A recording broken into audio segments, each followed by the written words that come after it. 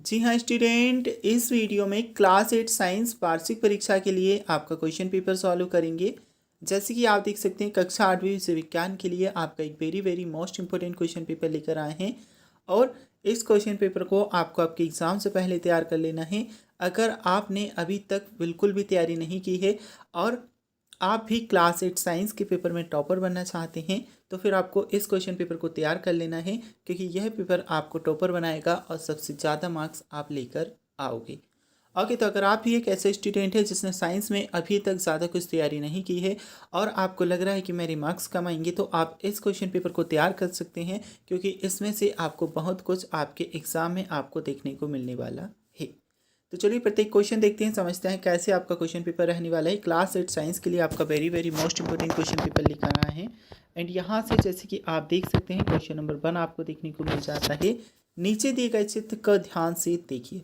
Okay, और कुछ options आपको दी हैं बच्चों, आपको प्रत्येक चीज़ बताई जाएगी कैसे आपको कॉपी फिलअप करनी है एंड कैसे आपको जो प्रश्न हैं इनके उत्तर लिखने हैं। देखिए पहले हम देख लें, ये डिटेल्स भी आपको सही फिलअप करना ज़रूरी है। अगर आप इसमें भी मिस्टेक करते हो तो आपके मार्क्स कम हो सकते हैं। ओके, तो फर्स्ट ऑफ ऑल आपको करना क्या होगा, इधर आपको रोल नंबर्स लिखने हैं सही। पहले अंकों में लिखिएगा, नीचे शब्दों में लिखिएगा। इधर आपके स्कूल का नाम आना है, डाइस कोड आप यहाँ पर लिखेंगे, परीक्षा केंद्र का नाम और परीक्षा की तारीख। ठीक है, इसमें से कोई भी चीज़ अगर आपको नहीं आ रही है लिखना, आपके टीचर से पूछ लीजिएगा, बस आपको मिस्टेक नहीं करनी है। ओके, नहीं तो इससे भी आपके मार्क्स कम होने के चांसेस रहते हैं, इसलिए आपको सभी चीज़ें सही से करनी है।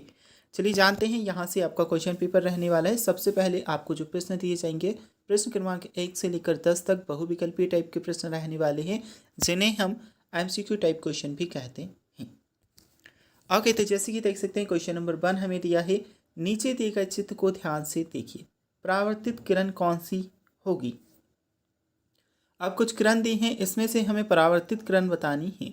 ओके, तो 4 ऑप्शन दिए हैं, किरण आ, वा, किरण सा और किरण द।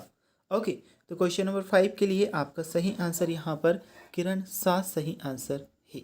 ओके, मतलब ऑप्शन सी किरण सा सही आंसर रहने वाला है ये। ठीक है, ये जो किरण है यह परावर्तित किरण रहने वाली है। अब इसके बाद देख सकते हैं क्वेश्चन नंबर 2 आ जाता है, निम्न में से संपर्क बल है। फर्स्ट ऑप्शन है पैसिव बल, सेकेंड है चुंबकीय बल, तीसरा है स्थिर वैद्युत बल, चौथा है गुरुत्वाकर्षण बल। ओके, तो इसमें से हमें संपर्क बल बताना है। पैसिव बल, चुंबकीय बल, स्थिर वैद्युत बल और गुरुत्वाकर्षण बल आपको दिया है। क्वेश्चन नंबर 2 में ऑप्शन ए जो पैसिव बल होता है यह संपर्क बल कहलाता है।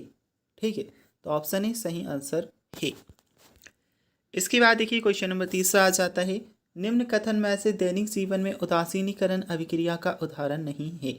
चींटी के काटने पर बेकिंग सोडा लगाना, अपाचन से मुक्ति हेतु प्रति अम्ल लेना, कारखानों के अपशिष्ट में अम्लीय पदार्थ मिलाना और एक और ऑप्शन दिया है क्षारकीय मृदा में जैव पदार्थ मिलाना। ओके, तो क्वेश्चन नंबर जो आपका 3 है इसमें आपका ऑप्शन सी जो कारखानों में अपशिष्ट में अम्लीय पदार्थ मिलाना, ऑप्शन सी सही आंसर है। इसके बाद देखिए क्वेश्चन नंबर 4 रहने वाला है, ताजमहल के पास मथुरा तेल परिष्करणी स्थापित है। इस परिष्करणी में उपस्थित के द्वारा उत्पन्न किन कारणों से ताजमहल को हानि हो रही है। ओके, तो जो ताजमहल है इसको हानि हो रही है, किसके कारण हो रही है वह बताना है। ध्वनि स्तर का प्रभाव, अम्ल वर्षा का उत्पन्न होना, यमुना का जल प्रदूषित होना और आवागमन का अत्यधिक होना। तो क्वेश्चन नंबर 4 में आपका सही आंसर रहने वाला है अम्ल वर्षा का उत्पन्न होना। अम्ल वर्षा के कारण जो ताजमहल है इसे हानि हो रही है। ऑप्शन बी अम्ल वर्षा का उत्पन्न होना सही आंसर है। एक्स एक भौतिक इकाई है जो किन्हीं दो सतहों के बीच स्नेहक के प्रयोग में घट जाती है। एक्स निम्नलिखित में से किसको प्रदर्शित करती है। ताप को, दाब को, घर्षण को या फिर गुरुत्व को। तो यह है प्रश्न क्रमांक 5। इसमें ऑप्शन सी घर्षण आपको सही आंसर लगाना है। ठीक है, घर्षण सी सही आंसर रहने वाला है। अब देखिए जो फर्स्ट पेज पर आपको ये प्रश्न दिए हैं इन्हें हम कंप्लीट कर चुके हैं। अब आपके नेक्स्ट पेज पर क्वेश्चन नंबर 6 आ जाता है, इसे देखते हैं। दो द्रवों आ तथा वा के विद्युत चालन की जांच करने के लिए एक संप्रेक्षित का प्रयोग किया गया है। यह देखा गया कि संपरीक्षित का बल्ब द्रव आ के लिए चमकीला दीप्त हुआ, जबकि द्रव बा के लिए अत्यंत धीमा दीप्त हुआ। निम्नलिखित में से कौन सी कारण सही है? फर्स्ट ऑप्शन है द्रव बा द्रव आ से अच्छा चालक है, द्रव आ वा से अच्छा चालक है, दोनों द्रवों की चालकता समान है और द्रवों की चालकता के गुणों की तुलना इस प्रकार नहीं की जा सकती।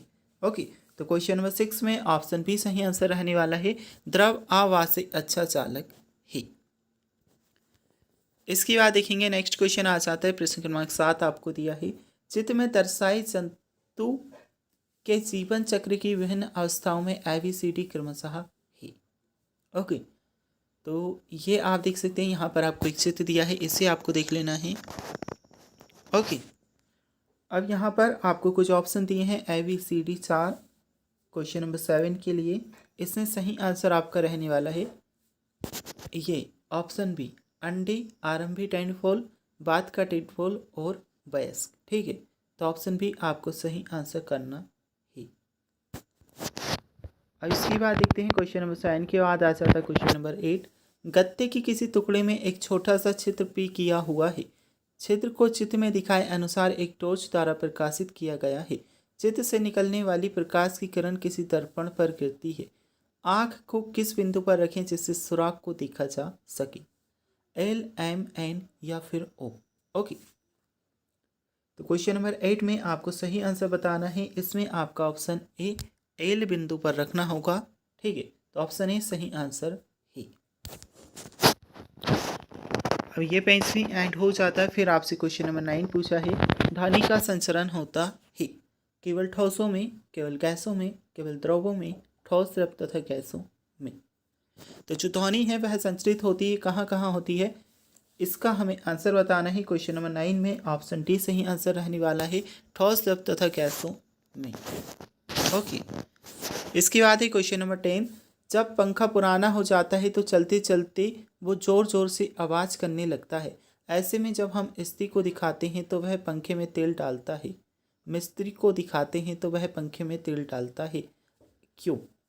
तेल के द्वारा पंखा चमकने लगता है, घर्षण बल कम करने के लिए, असंपर्क घटाने के लिए, घर्षण बल कम करने के लिए। ठीक है, तो एक में दिया है बढ़ाने के लिए, एक में दिया है कम करने के लिए। अब इसमें सही आंसर रहने वाला है ऑप्शन डी, कम करने के लिए। ओके, अब हम कुछ और क्वेश्चंस आपके देखेंगे। ये जो प्रश्न हैं कंप्लीट हो चुके हैं। ओके, तो फर्स्ट में आपको प्रश्न क्रमांक 1 से लेकर 10 तक बहुविकल्पीय टाइप के प्रश्न पूछे जाने हैं। इसके बाद 11 से तो 20 तक 3-3 नंबर के लघुत्तरीय टाइप के प्रश्न पूछे जाएंगे। ओके, तो जैसे कि आप देख सकते हैं, खाद देने से फसलों को क्या क्या लाभ होते हैं।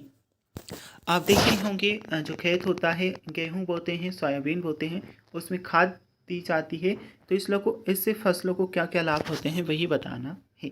और साथ में क्वेश्चन नंबर 12 आप देख सकते हैं, साधारण नमक को परिरक्षक के रूप में उपयोग करते हैं, क्यों? ओके, और लैंगिक सनन तथा आलैंगिक सनन में क्या अंतर है, उदाहरण दीजिए। ओके, तो यहाँ से आप आंसर्स भी समझ सकते हैं। खाद देने से फसलों को निम्नलिखित लाभ हैं। पहले वाला लाभ क्या होगा, इससे मिट्टी की जल धारण क्षमता में वृद्धि होती है, इससे मिट्टी भुरभुरी और सरंध्र होती है, जिससे कारण पीने में सरलता से होता है, इससे मृत जीवाणुओं की संख्या में वृद्धि होती है, इससे मिट्टी का गठन अच्छा हो जाता है। ओके, तो ये आपके आंसर्स रहने वाले हैं। और इसके बाद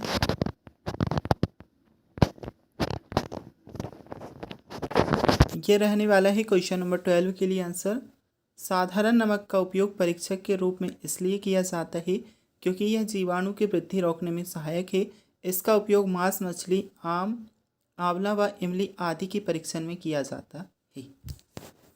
और लास्ट में हम देखते हैं, तो यहाँ पर आपको जो लैंगिक सनन तथा अलैंगिक सनन है इसमें अंतर देखने को मिल जाएगा। क्वेश्चन नंबर 13 में आपसे पूछा है, तो ऐसे करके आप देख सकते हैं आंसर अंतर आपको दिए हैं। इस क्रिया में नर और मादा दोनों ही आवश्यकता पड़ती है, इस क्रिया में नर और मादा दोनों की आवश्यकता नहीं होती। इसके आज सेकंड वाला आप देखोगे, इस प्रकार का जनन उच्च श्रेणी के जीवों में होता है, यह निम्न श्रेणी के जीवों में होता है। लैंगिक निषेचन क्रिया के बाद भी जीव बनना आरंभ करता है और ये एक और पॉइंट आप कर लीजिएगा। ओके, तो ये जो क्वेश्चन है हमने कंप्लीट किए। अब हम देखते हैं आपका क्वेश्चन नंबर 14। ज्वलन ताप किसे कहते हैं? क्या कारण है कि कागज का टुकड़ा सरलता से आग पकड़ लेता है जबकि लकड़ी का टुकड़ा सरलता से आग नहीं पकड़ता है? मछली तथा मेंढक एक साथ सैकड़ों अंडे देते हैं जबकि मुर्गी एक समय में एक ही अंडा देती है, क्यों?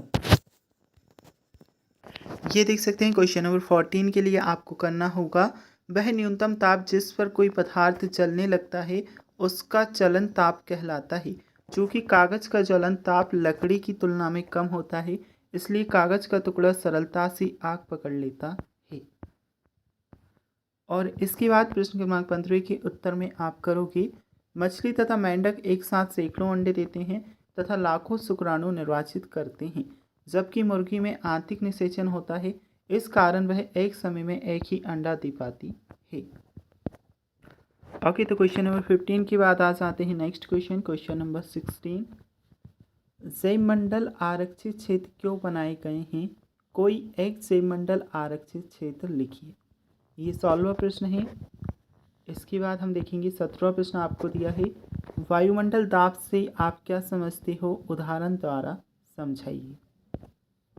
ये रहेगा प्रश्न क्रमांक 16। जैवमंडल आरक्षित क्षेत्र जैव विविधता के संरक्षण हेतु बनाए गए हैं। ये वन्यजीव, पौधों और जंतु संसाधनों और उस क्षेत्र के आदिवासियों के पारस्परिक ढंग से जीवन यापन हेतु विशाल संरक्षित क्षेत्र है। ऐसे करके कर लीजिएगा, नीचे तक आपका आंसर रहेगा। और ये भी आपको कर लेना है, जैवमंडल आरक्षित क्षेत्र पचमढ़ी जैवमंडल आरक्षित क्षेत्र है। ओके, एंड इसके बाद देखिए तो क्वेश्चन नंबर 17 आपका आ जाता है, वायुमंडलीय वायु पृथ्वी जल से कई किलोमीटर तक फैली हुई है। इस वायुमंडल द्वारा लगाए गए दाब को वायुमंडलीय दाब कहते हैं। ओके, इसके बाद देख सकते हैं क्वेश्चन नंबर 18 आपका है ये नेक्स्ट पेज पर, घर्षण को प्रभावित करने वाली कारक कौन कौन से हैं? एंड संगीत में ध्वनि शोर से किस प्रकार भिन्न है? ओके, तो यहाँ देख सकते हैं आप क्वेश्चन नंबर 18 के लिए उत्तर, घर्षण की प्रभावित करने वाली कारक, दोनों पृष्ठों के बीच लगने वाला बल, दोनों पृष्ठों की चिकनीपन की अवस्था, दोनों पृष्ठों की प्रकृति, दोनों पृष्ठों का क्षेत्रफल, दोनों पृष्ठों के बीच अनियमितताओं के अंतः बंधन। ओके, तो ये सभी कारक घर्षण को प्रभावित करते हैं। और इधर साइड आप जो 19वां क्वेश्चन है प्रश्न क्रमांक 19, इसके लिए आंसर कर सकते हैं, संगीत में ध्वनि सौसर ध्वनि को संगीत में ध्वनि कहते हैं, यह सुखद होती है। इसके बाद शोर वाला करोगे, शोर कानों को अप्रिय लगने वाली अवांछित ध्वनि को शोर कहते हैं। यदि संगीत अत्यंत प्रबल हो जाए तो संगीत में ध्वनि शोर बन जाता है। ओके, तो ये है क्लास 8 के लिए आपका एक मॉडल क्वेश्चन पेपर। टोटल आपको 24 प्रश्न आपके क्वेश्चन पेपर में दिए जाने हैं, लेकिन अभी तक यहाँ पर 19 प्रश्न तक आपको अवेलेबल करा दिया है। दीर्घ उत्तरीय प्रश्न के लिए भी मैंने कुछ वीडियोस अपलोड कर रखी हैं, आप चाहें तो उन्हें जाकर देख सकते हैं, चैनल पर आपको वीडियोस मिल जाएंगी। एंड कुछ और भी वीडियोस आपके एग्ज़ाम की तैयारी के लिए डाल देंगे, तो उनसे भी आप अपने एग्ज़ाम की तैयारी कर सकते हैं। ओके, तो ये है आपका एक important model paper, sample paper, जिससे आप अपने एग्ज़ाम की तैयारी कर सकते हैं।